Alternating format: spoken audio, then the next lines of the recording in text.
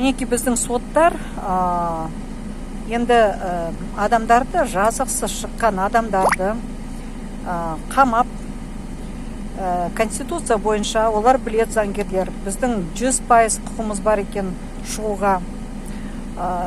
Енді президенттің айтқанына қарамай, жазықсыз адамдарды бәртарын босатыңыздар, жазасын жеңілдетіңіздер дегенге қарамай, мен солай ойлап тұрмын.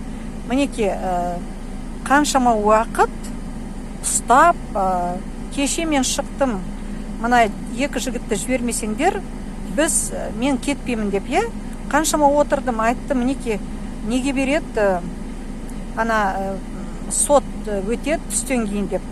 Соны қарастыруға 5 парақ қағазды қарастыруға олар соншама бір сөтке уақыт өткізді. Мейлі басқа балалар болсын, олар ытқытып күні-түні отыруға, күні-түні сот жұмыс істеді.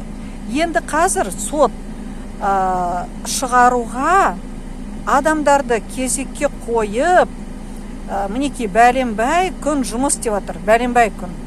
Ал митингқа шыққан адамдарды келесі күні олар 100-деп соттады ғой, 100-деп, енді 10-дап шығарып жатыр. Мен солай ойлап тұрмын. Біз әлі күнге мінеки неше сағат мен ішкі істер департаментіне отырдым. Мінеки 2 сағаттай мінеки отырған шығарып, мына біреу неде спецприемник дейді, сол жерде сот әлі мына қаулыны, барлық қағаздарды, құжатты Диас Құзайыровтың мында келмей жатыр. Мінеки осындай масқара болып жатыр.